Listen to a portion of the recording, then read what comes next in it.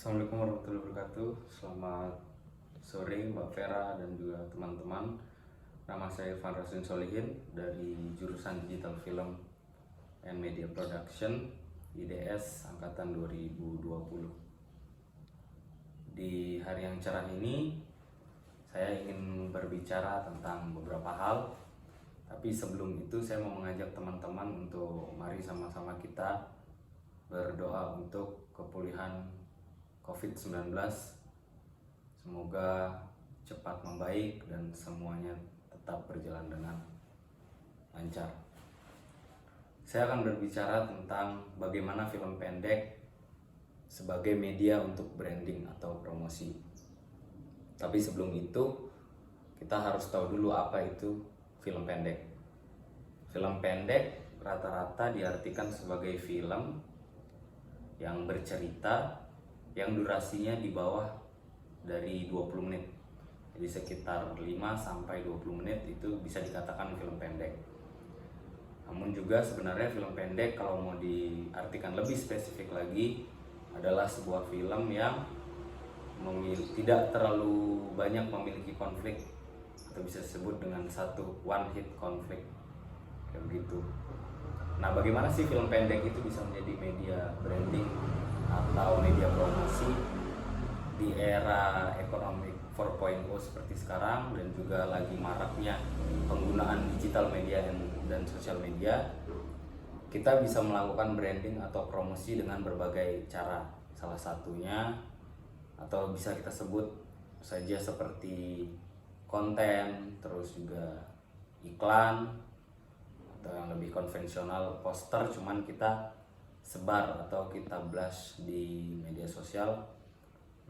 Namun ada satu cara unik, yaitu dengan film pendek.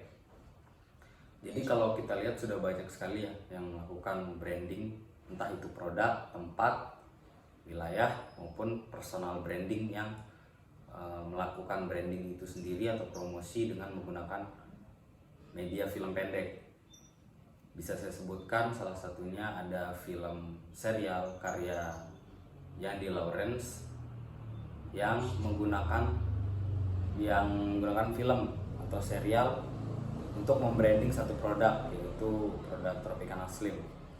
Juga kita tahu Joko Anwar pernah membuat film pendek untuk membranding satu produk mobil. Di daerah saya pun di Lombok, Nusa Tenggara Barat, branding untuk kampanye.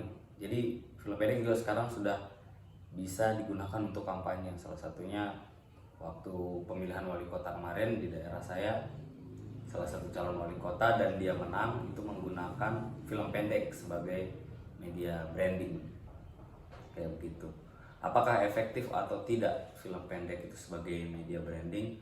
Saya rasa bisa jadi efektif, bisa jadi tidak. Bagaimana efektifnya? Jadi kita bisa lihat bagaimana banyak orang yang terpengaruh. Misalnya saya ingin membeli satu produk, namun produk ini ada banyak brandnya gitu, ada banyak brandnya. Nah, hal yang paling pertama dilihat adalah impresi awalnya itu adalah melihat cara mereka membranding atau cara mereka mempromosikan gitu. Sudah banyak yang menggunakan iklan atau juga dengan pamflet gitu ya, segala macam. Namun ketika itu dengan film, saya rasa akan lebih menarik untuk dicerna karena target pasarnya itu lebih luas gitu ya. Jadi lebih bisa menikmati filmnya, namun juga kita bahasanya itu terhipnotis lah gitu untuk membeli satu produk tersebut gitu. Tidak efektifnya bagaimana? Tidak efektifnya adalah ketika penonton atau target pasar yang dituju dari branding tersebut hanya menikmati filmnya saja tanpa membeli produknya. Jadi seperti Tropicana Slim, mungkin tidak semua yang menonton total penonton yang menonton film tersebut yang membeli produk itu, namun juga mungkin ada beberapa orang yang hanya sebagai penonton gitu, menunggu episode selanjutnya. Nah, di film panjang pun sebenarnya ada kita cara bekerja sama dengan investor atau si penyumbang dana itu adalah salah satunya kita sebutnya brand placement tuh. Jadi misalnya teman-teman pernah nonton film terus tiba-tiba ada layar atau ada poster produk tertentu, atau si karakter misalkan meminum atau mengkonsumsi produk tertentu, atau juga bisa jadi disebutkan seperti apakah mereka menjadi investor utama dalam film tersebut, logo mereka akan ditampilkan di bumper awal film atau di credit title, yaitu di akhir film kayak gitu. Jadi kita sekarang fokus membahas bagaimana membranding. Jadi tidak hanya timbal balik kerjasama, namun kita membranding seperti itu. Ya, saya menganalisa seperti kemarin saat di sini ada pemilihan wali kota di daerah saya di Lombok, ada pemilihan wali kota menggunakan cara kampanye yang unik, yaitu dengan menggunakan film pendek, itu akan sedikit mempengaruhi banyak kalangan muda. Jadi mereka membuat film dengan menggunakan pendekatan yang lebih pop, yaitu kisah remaja, kisah cinta, romansa remaja.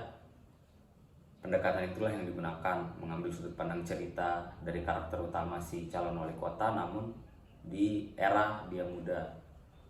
Dan sudut pandang ceritanya adalah sudut pandang si tokoh utama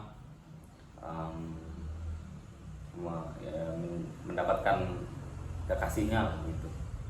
Ya, kalau bisa dibilang agak menjiplak film Dilan atau Habibie atau Rudy Habibie gitu.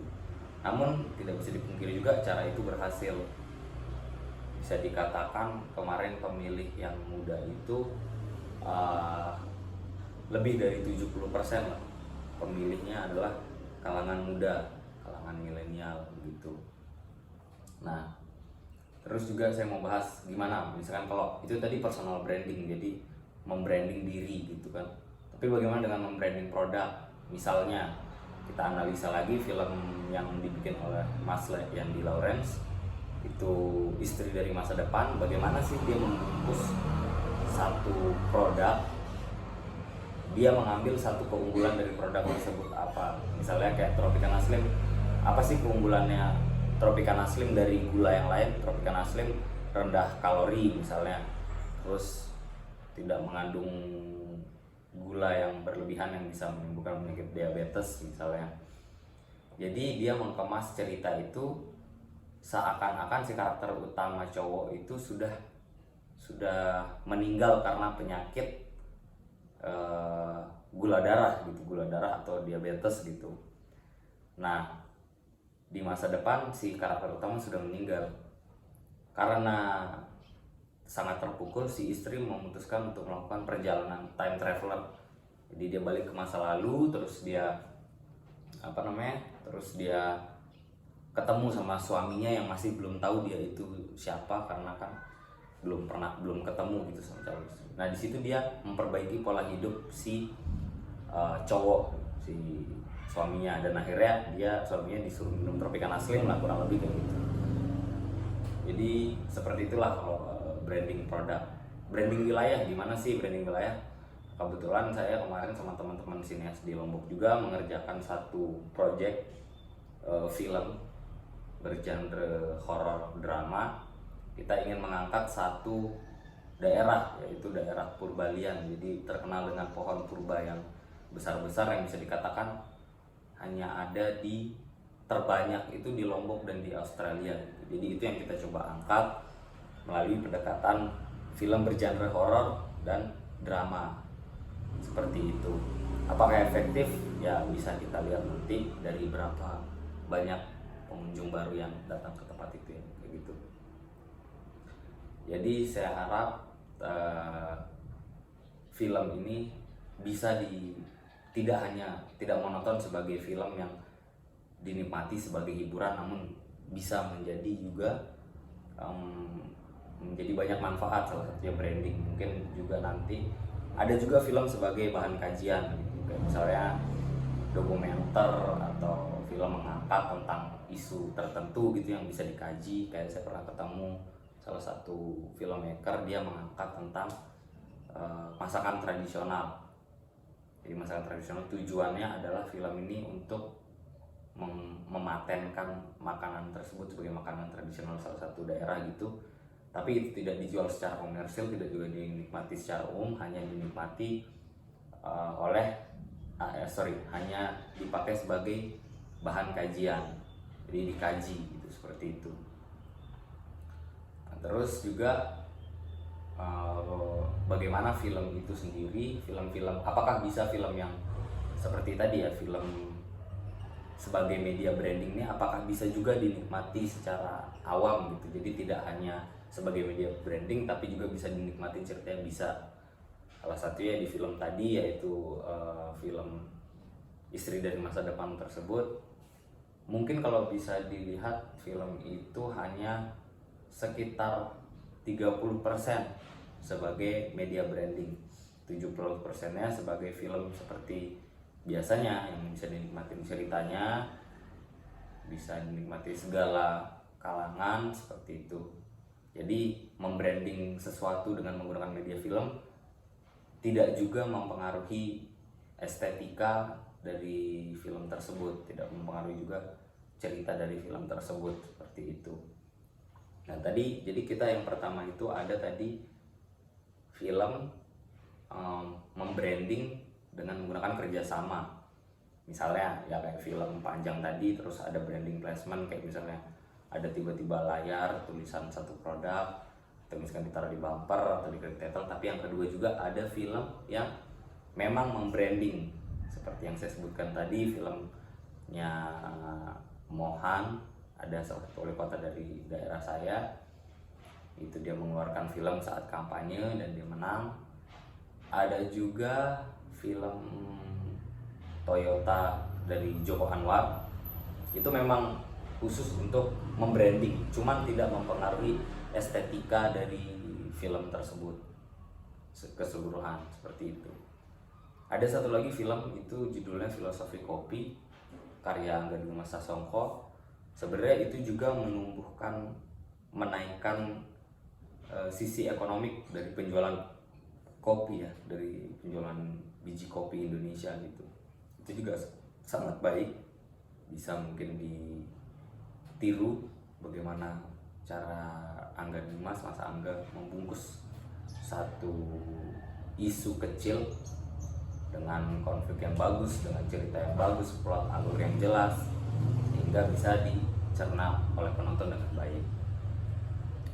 Mungkin yang terakhir saya sampaikan, semoga perfilman Indonesia kembali normal, semoga pekerja-pekerja film Indonesia kembali bisa mengerjakan passion mereka tanpa ada halangan rintangan yang berat. Semoga ini cepat berlalu, dan juga semoga nanti pasar film Indonesia akan lebih luas. Ada hikmah di balik COVID-19 ini, jadi ketika diluncurkan satu gebrakan seperti bioskop online, sangat bisa menjaring penonton lebih luas lagi, lebih banyak lagi.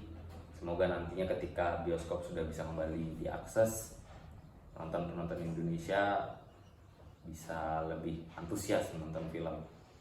Saya sendiri juga kangen nonton ke bioskop, terus juga kangen, biasa saya suka lihat, karena saya mahasiswa film, saya suka lihat YouTube gitu, kayak BTS behind the scene pembuatan film. Sekarang agak sepi ya, karena sulit gitu untuk mendapatkan izin syuting. Ya semoga lekas membaik, ditunggu karya-karya dari filmmaker luar biasa Indonesia. Mungkin saya juga dalam waktu dekat akan mengeluarkan satu film yang akan membahas tentang bagaimana recovery dari COVID-19 ini. Sehat terus buat teman-teman yang menonton video saya, sehat terus Mbak Vera, sehat terus teman-teman yang ada di IDS yang melakukan kuliah offline, juga kakak-kakak yang sebagai tenaga pengajar di IDS maupun sebagai pengurus IDS. Sehat selalu, jaga kesehatan. Semoga kita lebih cepat bisa balik seperti normal lagi, terus bisa membuat film yang bagus-bagus. Sekian dari saya, terima kasih waktunya. Saya Irfan Rahaswin, mohon maaf jika ada salah kata. Cukup sekian dan terima kasih. Assalamualaikum warahmatullahi wabarakatuh. Selamat siang.